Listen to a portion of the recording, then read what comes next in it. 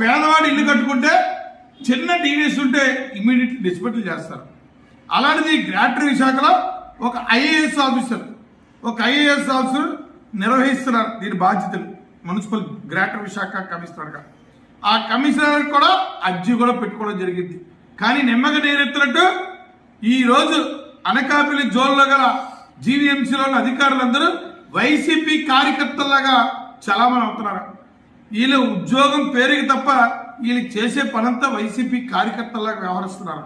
YCP కార్యాలయం నిర్మించే place గతంలో ఆ రోజున జాయింట్ కలెక్టర్ సుజనా గారు కూడా వచ్చి సర్వే చేసి ప్రజలే ఈరోజు మళ్ళా కాపు భవన్కి కాపులు ఓట్లు చెప్పి ఆ రోజు గద్దెనెక్కిన దొంగదారిలో లేనిపోని అబద్ధాలాడి ఆయన గద్దెనెక్కిన ఈ గుడివాడ అమర్నాథ్ కాపులు ద్రోహిగా ఈరోజు కాపు భవనాన్ని ఈరోజు వైఎస్ఆర్సీపీ కార్యాలయంగా నిర్మిస్తున్నాడు ఈ దుర్మార్గుడి గుడివాడ అమర్నాథ్.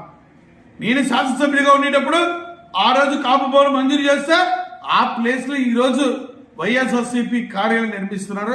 ఏ విధంగా అనుమతులు లేని వారే ఇచ్చారు, అనుమతులు లేవని కూడా ఇచ్చారు. ఈరోజు పగల చేయట్లేదు, వర్క్లు రాత్రులు చేస్తున్నారు. పగల చేయట్లేదు, రాత్రులు చేస్తున్నారు. Mid night దొంగదారిన